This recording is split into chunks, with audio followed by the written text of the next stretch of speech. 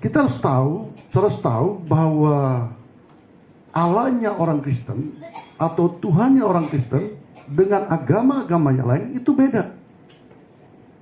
Ya, jadi sekali lagi Bapak Ibu sekalian, Allahnya orang Kristen, Tuhannya orang Kristen itu beda dengan agama-agama yang lain.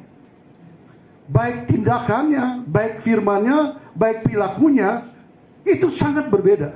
Jadi sekali lagi ya, Allahnya orang Kristen atau Tuhannya orang Kristen dengan Allahnya Tuhannya agama-agama lain itu sangat berbeda.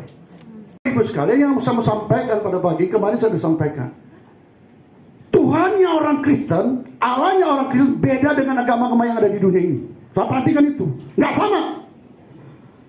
Jadi Tuhannya kita, Allahnya kita beda dengan Tuhan dan Allahnya tanda kutip yang ada di dunia ini atau kepercayaan agama-agama yang lain. Saudara mau lihat Allah kita, Tuhan kita siapa? Coba 1 Yohanes 5 ayat 20. Saudara lihat Allah kita, Tuhan kita. Makanya beda dengan yang lain, nggak sama. 3, 2, 1. Akan tetapi kita tahu bahwa anak Allah telah datang dan telah mengerjakan pengertian kepada kita, supaya kita mengenal yang benar dan kita ada di dalam yang benar, di dalam anaknya Yesus Kristus. Pada 3, 2, 1. Dia adalah Allah yang benar dan hidup yang kekal. Jadi Allah yang benar, hidup yang kekal itu Tuhan Yesus. Beda dengan Allah dan Tuhan tanda kutip agama-agama lain. Kita beda. Allah kita adalah siapa? Yesus, dia adalah Allah yang benar. Dan di dalam Yudas 1 ayat 25, dia adalah Allah yang esa. Amin. 3, 2, 1. Allah yang esa, juru selamat kita oleh Yesus Kristus, Tuhan kita. Bagi dia ada kemuliaan, kebenaran, kekuatan dan kuasa sebelum segala abad, sekarang dan sampai selama-lamanya. Amin.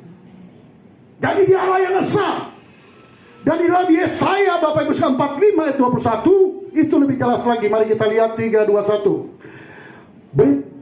Beritahukanlah dan kemukakanlah alasan, ya biarlah mereka berunding bersama-sama. Siapakah yang mengabarkan hal ini dari zaman purbakala dan memberitahukannya dari sejak dahulu.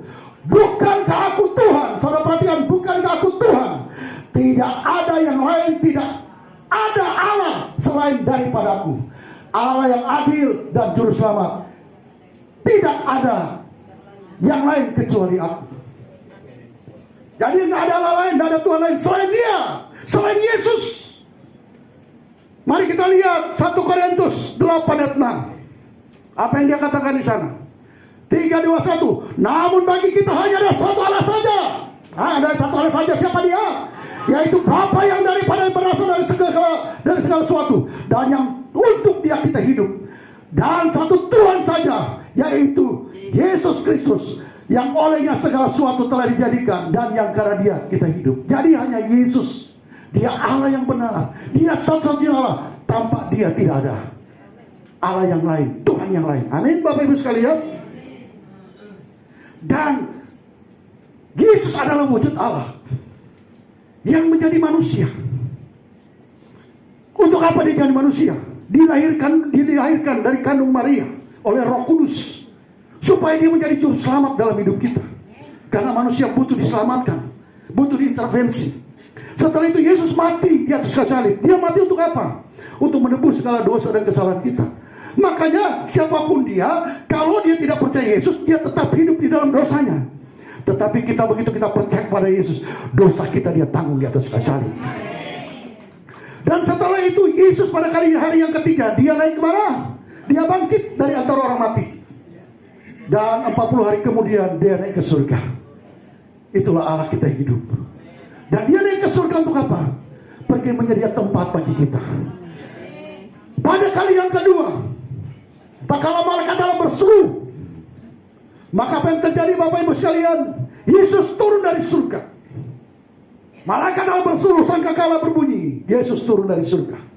Dan orang-orang yang masih hidup saat itu, yang orang sudah mati, maka apa yang akan bangkit, dan ketika akan mengenakan manusia pakaian yang baru. Setelah itu akan diangkat. Yesus turun, kita ketemu di awan-awan yang permai. Di mana Yesus berada, di situ pun kita berada. Beri tepuk tangan buat Tuhan Yesus.